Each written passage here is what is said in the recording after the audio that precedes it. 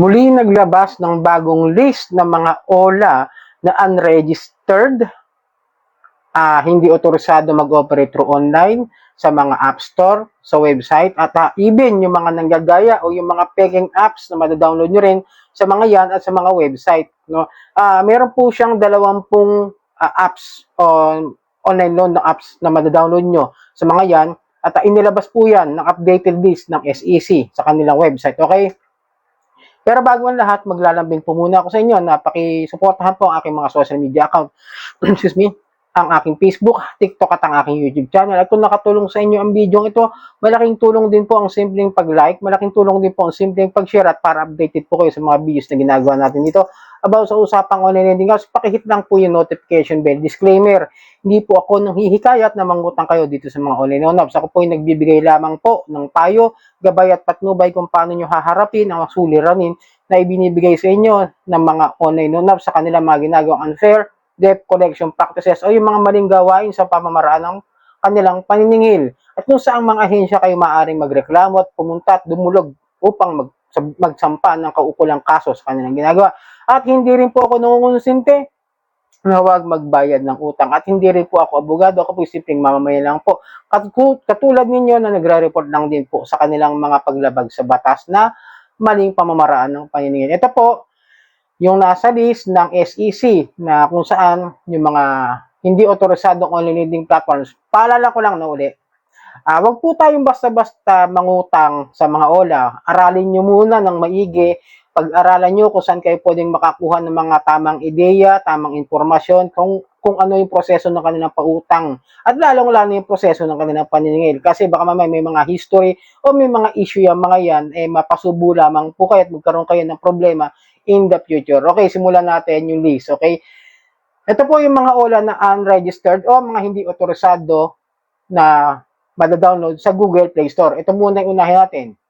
Ito po yung Cash App PH Simple Online Loans. Sunod yung Finara Credit Cash Loan.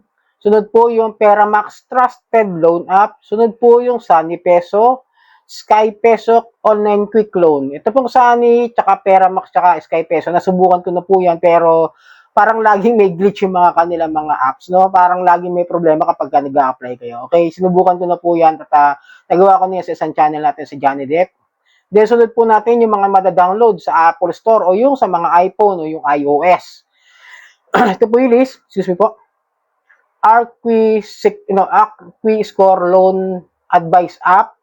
Sunod po yung Cashmo Mabilis Cash Loan. Sunod po yung Cashme Credit Money Loan. Sunod po yung Mada Credit Peso Cash and Pass Loan. Sunod po yung North Peso Loan App Philippine. Sunod ay yung Promop Cash Online Loan App. Sunod po yung Sikap Loan. And then sa website naman po tayo tumungo. Ito po yung Peso Maxi. Okay? At ito naman po yung mga nanggagaya o peke na mga online lending platform. Madadownload nyo rin sa mga iOS Play Store at even sa website. Ulitin ko ha. May mga lehitimong OLA o mga online loan app at mga online lending platform na ginagaya lamang.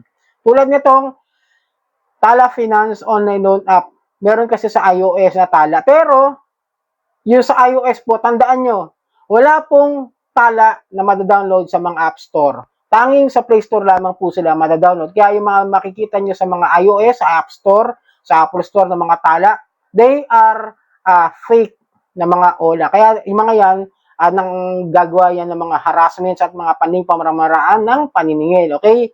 Ito, sunod yung Tala Cash Online Loan.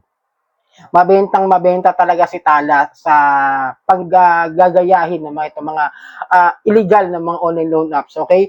Digit Peso. Ito raw, mimic application using the trade name Digido Finance Corporation. Parang ginagaya niya yung pamamaraan na trade name ni Digido. Kumbaga, pag nag-apply ka dyan, para makikita mo yung estilo ni Digido sa pagpapautang. Okay? Ganun po yun. Ibig sabihin, dahil gagayahin si Digido pa. Yung Digido, ulitin ko, Reebok po yan, ha? At ito yung kasunod niya, excuse me, Infinity Technologies Distribution, fake website impersonating the real Digido Finance Corporation. Kanawag ha, pati si Digido na Reebok, ginagaya pa rin nito sa mga App Store. Okay?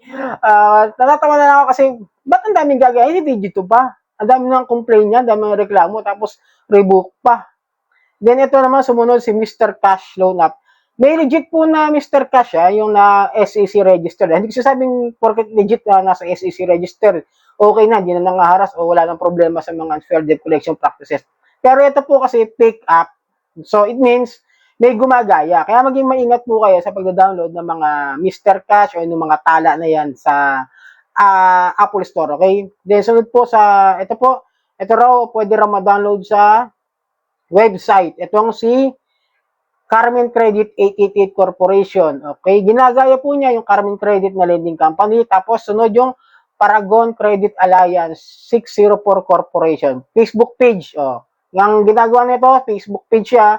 Gumagawa ng mga pagpapautang at nagpapautang ayon sa Facebook page nila.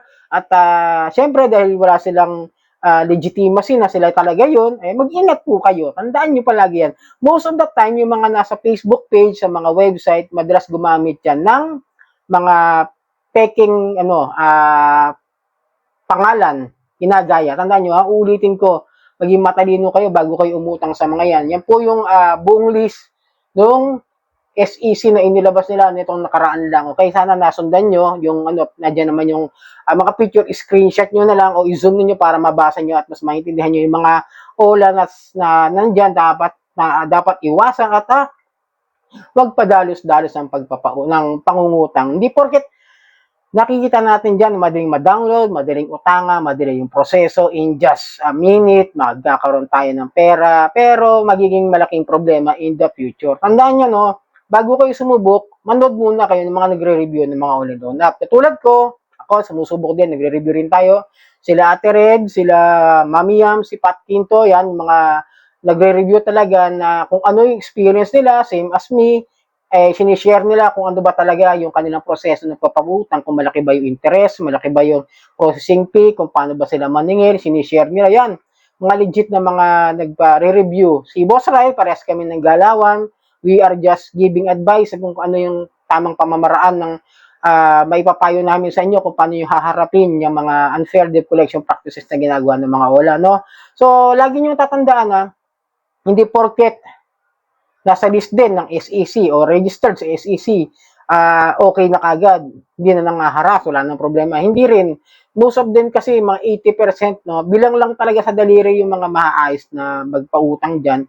Although, sabi nga nila, meron pa rin, hindi naman ganun ka-perfect. Pero, at least, hindi sila katulad ng iba na talagang talamak yung pamamahiya, yung pagbabanta, yung pagpapadala ng kung ano-ano, yung pag-contact sa mga ating cellphone, sa mga kung sino hindi naman natin binibigay. Di ba? Yung mga paglabag sa data privacy.